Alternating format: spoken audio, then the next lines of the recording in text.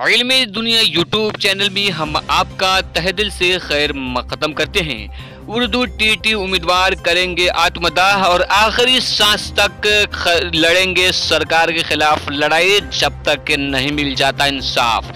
तो पूरी खबर हम आपको इस वीडियो में देने वाले हैं, तो वीडियो को अंत तक जरूर देख लीजिएगा। वीडियो को शुरू करने से पहले गुजारिश है कि अगर अभी तक आपने हमारे चैनल को सब्सक्राइब नहीं किया है तो सब्सक्राइब करके बेल आइकॉन को दबा लीजिए ताकि आने वाले लेटेस्ट वीडियोस का नोटिफिकेशन आपको मिलता रहे। उर्दू टीटी ग्रेस पास उम्मीदवार लगातार 8 दिनों से रिजल्ट जारी करने की मांग को लेकर अनिश्चितकालीन धरना पर बैठे हुए हैं और आज भी धरना पे बैठे हैं।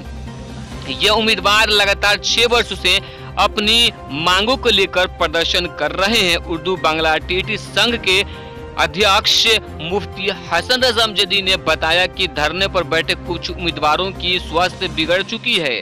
डॉक्टरों ने डेंगू बताया है। अभी तक सरकार की तरफ से वार्तालाप के लिए कोई नहीं आया है। ऐसे में 12,000 उर्दू टीटी ग्रेस पास उम्मीदवार बिहार बोर्ड के समक्ष आत्मदाह करने का निर्णय लिया है।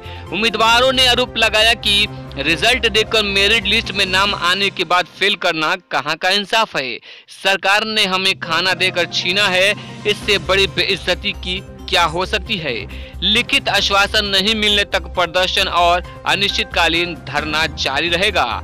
तो दोस्तों यहाँ पे आप देख सकते हैं कि अभी भी वहाँ पे डटे हुए हैं उर्दू के बहादुर शेर मुफ्ती हसन रजा अमजदी की तबीयत बुरी तरीके से बीमार हो चुकी है, खराब हो चुकी है। और ऐसे में वो बार बार आप सबों से इस वीडियो के माध्यम से मैं गुजारिश करता हूं कि ज्यादा से ज्यादा संख्या में आप धरना पे पहुंचे, क्योंकि वहां पे संख्या कम है। जितनी ज्यादा संख्या आपकी होगी, जितनी ज्यादा तादाद होगी, उतनी ही ज्यादा सरकार पे दबाव बनेगी। तो दोस्तों ज्यादा से ज्यादा लोग उस धरने में बैठे और बहुत ही करीब है कि कामयाबी हमारी और आपकी दामनों को चूमती हुई नजर आएगी, बशर्ते कि आप धरना पे पहुंचें। तो दोस्तों अगर ये वीडियो अच्छी लगी तो लाइक कीजिए और ज्यादा से ज्यादा लोगों तक इस वीडियो को शेयर कीजिए ताकि ज्यादा से ज्यादा लोग उस धरने पे पहुंचें।